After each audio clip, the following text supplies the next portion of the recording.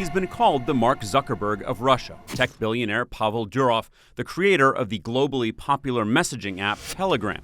12 billion messages delivered daily. Now in custody in France after French police arrested him at a Paris airport. French authorities say that Durov's arrest is part of an investigation of charges that Telegram was allegedly complicit in aiding money laundering, drug trafficking, and distributing child pornography.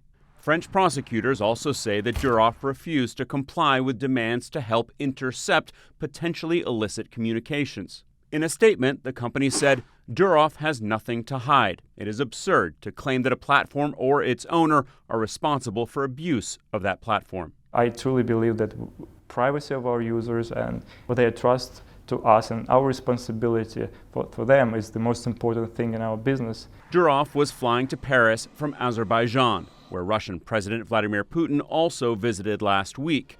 The Kremlin has denied that Putin and Durov met.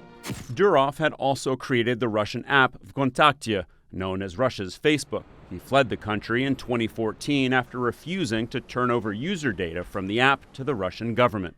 Russia tried to ban Telegram in 2018, but lifted the ban in 2020. With 900 million users worldwide, Telegram is used by everyday people, governments, and companies to send official messages. But the app's encryption also makes it popular among criminals and terrorists. Wading through the muddy waters, a handful of belongings clutched above their heads, the residents of Feni make their way to higher ground. A district of 1.5 million people underwater, in the epicenter of one of Bangladesh's worst floods in living memory. So this is a very, very bad situation, and Bangladesh people need help.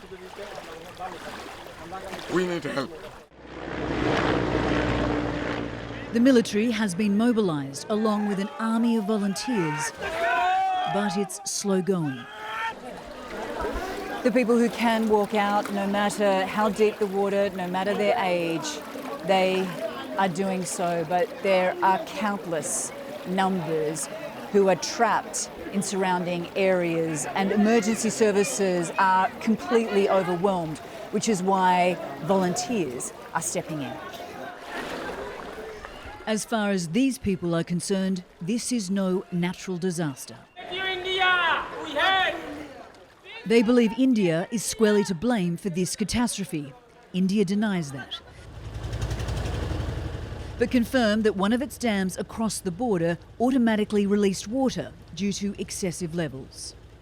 But what really angers the Bangladeshis is that India failed to issue any warning about the surge, citing a power outage and communication breakdown.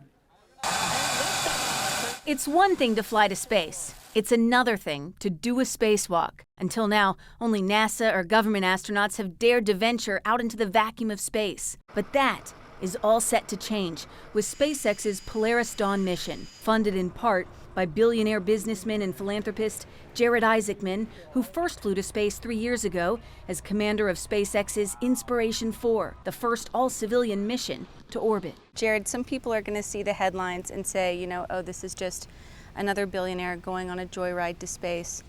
But what you are doing is actually quite different. The connotation is often negative, but in reality, it's just people taking that resources that they're lucky enough to accumulate in life and try and do something positive with it for the benefit of everyone. SpaceX has these huge objectives, and to get there, there is so much that we need to go and solve. And so Polaris is all about accelerating the technology development. Technology like the first new American-made extravehicular activity suit, or EVA suit, in more than 40 years. NASA's been trying to get new ones for its astronauts for 2 decades. SpaceX developed this one in just 2.5 years. And now the entire Polaris Dawn crew will be testing it in space for the first time. We are all really confident that, some iteration of it is going to be worn by somebody walking on Mars someday, and that just makes it even more of a privilege to be part of it.